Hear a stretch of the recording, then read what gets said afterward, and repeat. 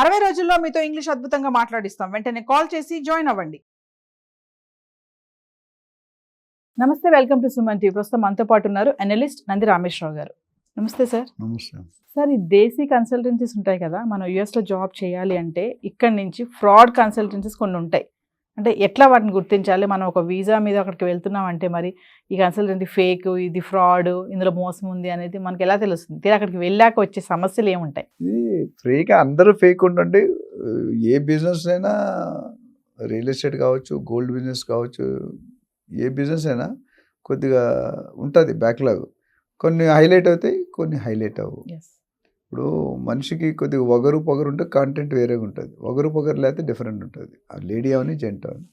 ఇక్కడ ఏంటంటే కన్సల్టెన్సీస్ యాక్చువల్గా మనం చేసుకోవాలి. ఫర్ ఎగ్జాంపుల్ పాస్పోర్ట్ ఎవరైనా రెన్యూల్ చేసుకోవాలి, అప్పుడు ఎవరు తెలియదు.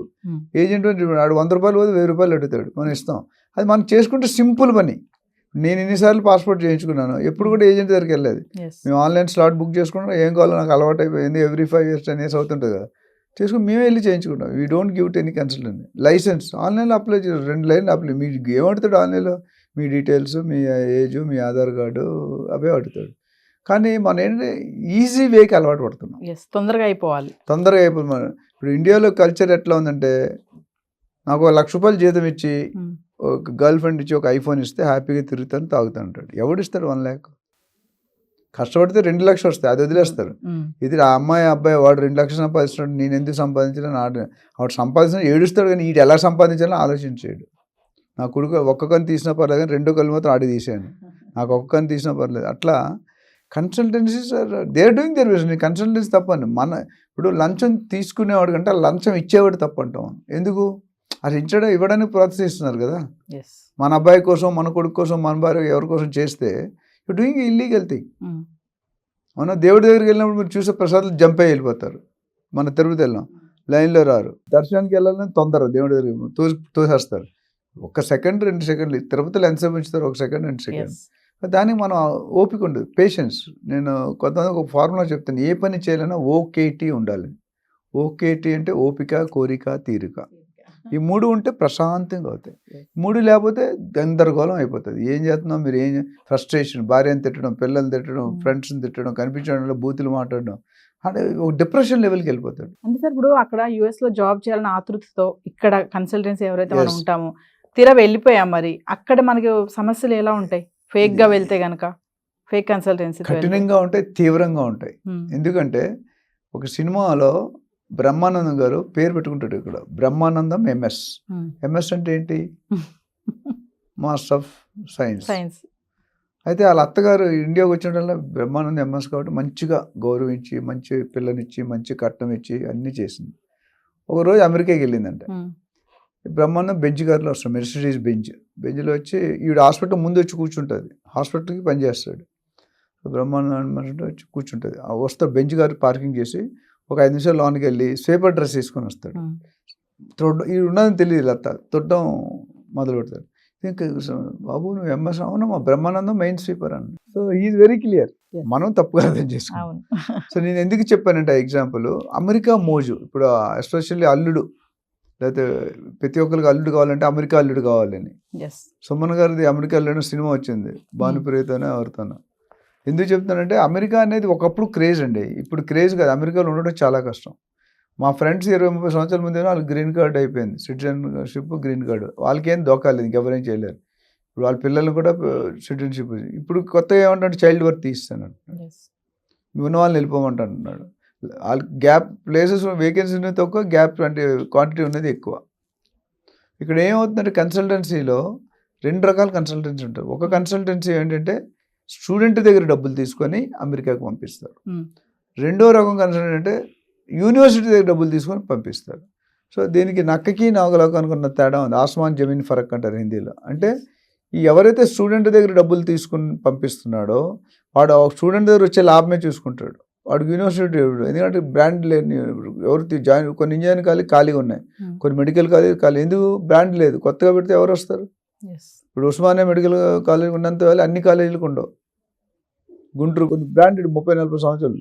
సో ఇక్కడ ఏమవుతుందంటే ఎవరైతే స్టూడెంట్ దగ్గర తీసుకుంటున్నారో వాడిని అమెరికాకి ఈయన ఎలా దోసేయాలి అంతే. వాడు అక్కడ వెళ్ళిన తర్వాత ఏమి కష్టం అగచాట్లు పడతాడు అనేది సంబంధం లేదు.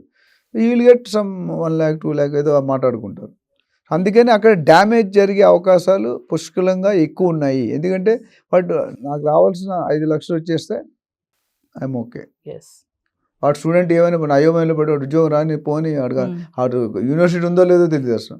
మనోడు ఫుల్లీ డిపెండెన్స్ అవుతారు. అంటే సార్ ఇక్కడ వాళ్ళు వర్క్ చూపించి పంపించారా సార్? ఓన్లీ వెళ్ళడానికే కన్సల్టెన్సీయా? వర్క్ అనేది చాలా తక్కువ అమ్మా. జనరల్గా స్టడీ వీసా ఏంటంటే అంటే స్టడీకి వెళ్ళినప్పుడు చదువుకోవడానికి మాత్రం చేస్తారు. తర్వాత నీ టాలెంట్ బట్టి నేను ఎలా చెప్తానంటాడు. ఇప్పుడు అక్కడికి వెళ్ళాక కన్సల్టెంట్ అంటాడు నువ్వు వెళ్ళడమే గగనం రా బాబు, నీకు అసలు ఎలిజిబుల్ కాదు, నీకు పంపిస్తాను ఏదో అడ్డదారులు తొక్కి ఎవరి సర్టిఫికేట్ ఓవరాల్ ఇంటర్వ్యూలు ఎవరితో మాట్లాడించేసి చేస్తారు. అక్కడ వెళ్ళాక కష్టాలు. ఇప్పుడు నాకు స్కూల్ పేరు చెప్పిన ఒక స్కూల్లో ఒక స్టూడెంట్ వాళ్ళ ఫాదరు ఆర్మీ ఆఫీసర్. ఆ మ్యాథ్స్ టీచర్కి ఎవ్రీ నెల క్యాంటీన్ సామాన్లు పంపించేవాడు ఫ్రీగా. అందుకని వాళ్ళ కొడుకు చదవకుండా ఫుల్ మార్కులు వేసేవాడు. వాడు ఇంటర్మీడియట్ ఎంట్రన్స్ వచ్చి ఫెయిల్యూర్ అయిపోయాడు. ఎందుకంటే వాళ్ళ స్వార్థం కోసం చేసి ఎఫెక్ట్ అయింది. ఇంట్లో స్విచ్ చేస్తే ఒకటిలో లైట్ వెలిగింది. ఆయన క్యాంటీన్ సామాన్ కూడా 7 మార్కులు ఇస్తే ఈ ఎఫిషియన్సీ పడిపోయింది. ఈ చదవడం మానేశాడు. నేను చదివిపోయిన మార్కులు వేస్తాడు కదా అని. అట్లా ఇక్కడ మన ఆతృతలు వెళ్ళిపోకూడదు. మీరు స్టూడెంట్ వెళ్ళేటప్పుడు మీరు కన్సల్టెంట్ వెళ్ళండి, గైడెన్స్ తీసుకోండి. బట్ మీరు వెబ్సైట్లో ఉన్న అన్ని ఇన్ఫర్మేషన్ అసలు ఫేక్ యూనివర్సిటీ పేరు ఉందా, పేరు లేదా, ఎంతమంది ఉన్నారు, ప్రొఫెసర్లు ఉన్నారా, లెక్చరర్లు ఉన్నారా, you can write to the embassy and you can write to the dean of the university. అప్పుడు ఇవన్నీ రాయరు అమెరికా వెళ్తున్నామా లేదా అది. అదే రెండో కన్సల్టెన్సీలు ఏంటంటే మీరు చూసుకుంటే కనుక ఆయన డబ్బుల కోసం స్టూడెంట్ దగ్గర డబ్బులు ఇవ్వడు కదా. యూనివర్సిటీ స్టాండర్డ్ మార్కెటింగ్ నువ్వు పంపిస్తే నేను 10% ఇస్తాను, ఏదో ఎగ్జాంపుల్ 5 or 10% ఇస్తాను అంటాడు. అప్పుడు ఈయన స్టూడెంట్ పేరు కోసం చేస్తాడు. ఎందుకంటే ఆ యూనివర్సిటీ ఇస్తాడు కాబట్టి స్టూడెంట్ మీద డిపెండ్ అవుతుంది. స్టూడెంట్ మంచి ఏరియాకి పంపించడానికి ట్రై చేస్తాడు. ఎందుకంటే మంచి యూనివర్సిటీలు మాత్రమే డబ్బులు ఇస్తాయి, ఈ మిగతా యూనివర్సిటీ డబ్బులు ఇవ్వు. అంటే క్వాలిటీ చూస్తారు. ఇక్కడ ఫేక్ మేకప్ చేయడానికి ఉండదు. స్టూడెంట్ క్వాలిటీ ఉందా, స్కిల్ ఉందా, ఆ ఎడిషనల్ జావా కానీ లేకపోతే పైథాన్ కానీ డేటా ఇవన్నీ ఎక్స్ట్రా ఏఐ కానీ ఎక్స్ట్రా కోర్సులు నేర్చుకున్నాడు, ఇవన్నీ చెక్ చేసి వెళ్తాడు. వాడి జీవితం 3 పువ్వులు 6 కాయలుగా ఉంటుంది. సో ఒక కన్సల్టెన్సీని మోసం చేస్తున్నాడు, ఒక కన్సల్టెన్సీ స్టూడెంట్ ఫోకస్ చేస్తున్నాడు, ఒక కన్సల్టెన్సీ కమిషన్ ఫోకస్ చేస్తున్నాడు. సో మనం ఈ ఫ్రాడ్ కన్సల్టెన్సీస్ నుంచి దూరంగా ఉండాలంటే ఏం చేయాలంటారు? అంటే వాళ్ళకి ఇప్పుడు ప్రతి ఒక్క డాక్టర్కి ఒక లైసెన్స్ ఉంటుంది, లాయర్కి ఒక లైసెన్స్ ఉంటుంది, మీ కంపెనీకి ఒక ROC ఉంటుంది.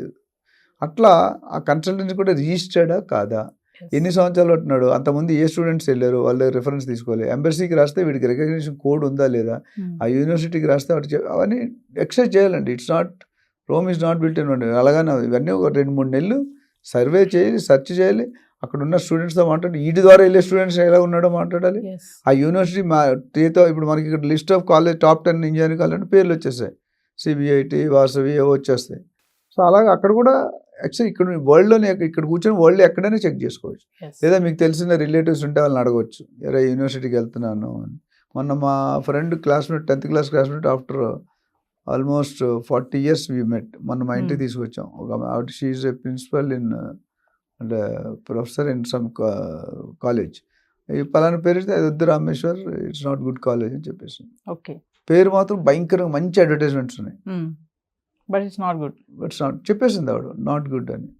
అలాగేంటంటే ఎవరిని రిఫర్ అంటే రకరకాలు మీకున్న అందుబాటులో ఫెసిలిటీస్ ఏమున్నాయి, మీకు ఎవరైనా తెలుసా, ఎవరు తెలియదు యూనివర్సిటీకి రండి, డీన్ ఈమెయిల్ ఐడి అక్కడ ఉంటుంది, నెంబర్ ఉంటుంది కానీ ఈమెయిల్ ఐడి ఉంటుంది, వాళ్ళు ప్రాంప్ట్ ఉంటారు, వెళ్తే రిప్లై వచ్చి 24 hours రిప్లై వస్తుంది. So you have to find. నాకు కూడా ఒకసారి కన్సల్టెంట్ ఆస్ట్రేలియా కంపెనీ నన్ను చూడలేదు చేయలేదు, Naukri.com ఎప్పుడు చిన్నప్పుడు 20 years బ్యాక్ బయోడేటా తీసుకొని నీకు జాబ్ వచ్చింది $ఇన్ని శాలరీ అన్నది. అరే నన్ను చూడలేదు, వాడు ఎవడో తెలియదు, నాకు జాబ్ వచ్చింది, అపాయింట్మెంట్ లెటర్ వచ్చింది. వెబ్సైట్లో ఏం చేసాడు, చిన్నది మార్చాడు, ఒక లెటర్ యాడ్ చేసాడు, మనకు తెలియదు. ఇప్పుడు టాటా కన్సల్టెన్సీ.com ఉంటుంది అనుకోండి, ఆ టాటా ఈ వై బదులు ఈ పెట్టాడు, మీరు కనిపెట్టలేరు, అదే ఇంచుమించు దగ్గరలో. సో నేను ఎంబసీకి రాస్తాను లెటర్, ఎంబసీకి రాస్తే that company is not that's a fake company అన్నాడు. లక్కీ నన్ను సర్టిఫికెట్లు అన్నీ సర్టిఫికెట్లు పంపిస్తే మన సర్టిఫికెట్లు వేరే వాడు వాడేస్తాడు. సో ఇలాంటివన్నీ మీరు లైఫ్కి వెళ్ళినప్పుడు కంపల్సరీ రీసెర్చ్ చేయండి. అక్కడ ఇబ్బంది పడుతుంటే ఇక్కడ 2 నెలలు కష్టపడితే 2 సంవత్సరాలు హ్యాపీగా ఉంటారు. ఇక్కడ 2 నెలలు ఈజీ తీసుకుంటే 2 సంవత్సరాలు కష్టపడతారు.